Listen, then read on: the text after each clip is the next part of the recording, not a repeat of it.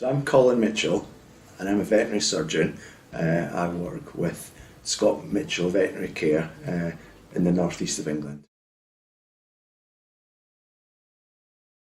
Earliest recollection is probably being about aged 6 years old, I think, at school, and I met with a special lady, and then afterwards my mum took me to what I think was a healthcare setting, and I think it was a speech therapist I was meeting with.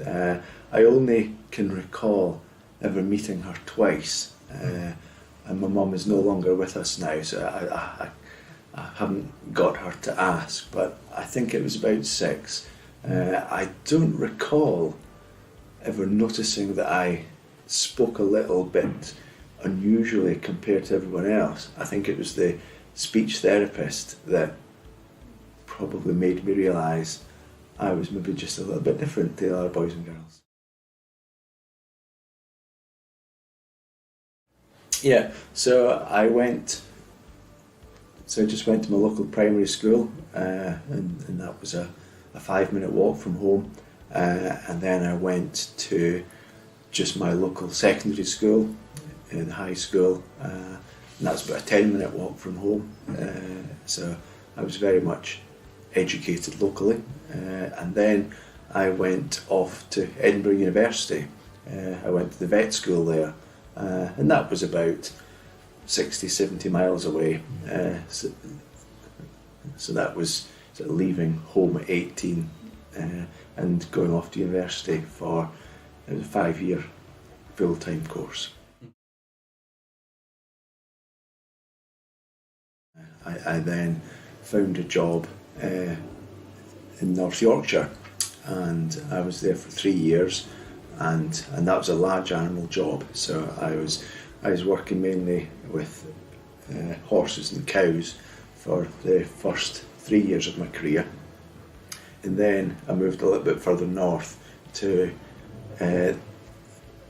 up to around the Tyne Valley, which is around the Newcastle upon Tyne area, and I moved there 24 years ago, and I've stayed there ever since, lived and worked in the northeast ever since.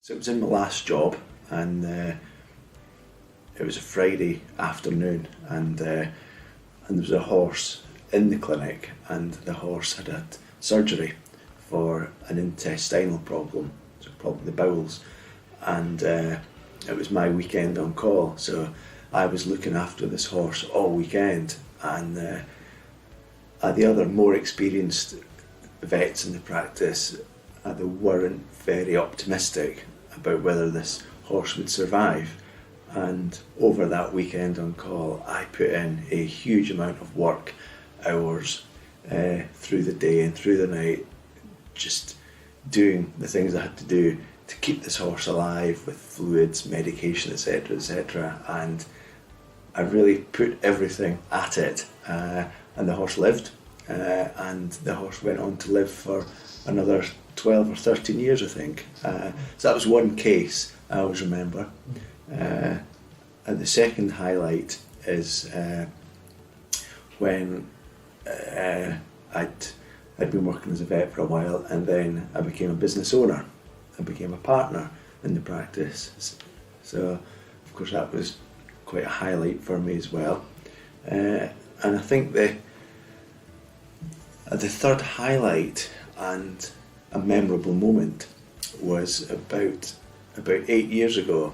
We had a client evening where our horse-owning clients all came along in the evening, and we'd organised a speaker, and the speaker was there. He was an extremely experienced, very well-known vet in his field, and he spoke with a little bit of a stammer, and he was completely unbothered by it, and he spoke passionately, he spoke knowledgeably, he spoke with enthusiasm, and the assembled audience of clients absolutely loved it. And I remember towards the end of the evening, I asked one of the people who were there, who knew very well the clients, if she'd enjoyed the evening and if she had any comments about the speaker's style, etc. And I always remember what she said. She said, I wasn't interested in how he was speaking. It was the fact that he spoke knowledgeably, passionately, he loved his subject, he knew his subject. That was what was enthralling. And that was a real light bulb moment for me, actually. And that sort of switched the focus away from how I speak to what I'm saying. And I think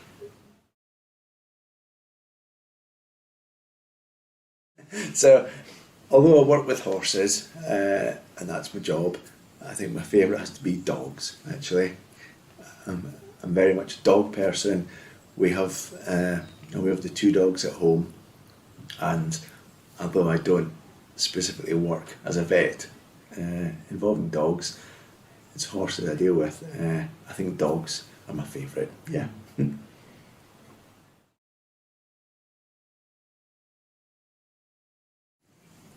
I would say, well, the quick answer is I've managed, and I haven't let it stand in my way. And I was inspired essentially by watching another vet who is also a stammerer, but a very engaging and very good at what they're in their role. I think I would say largely, although we've talked about, speaking in public, etc., that isn't the day-to-day job of a vet.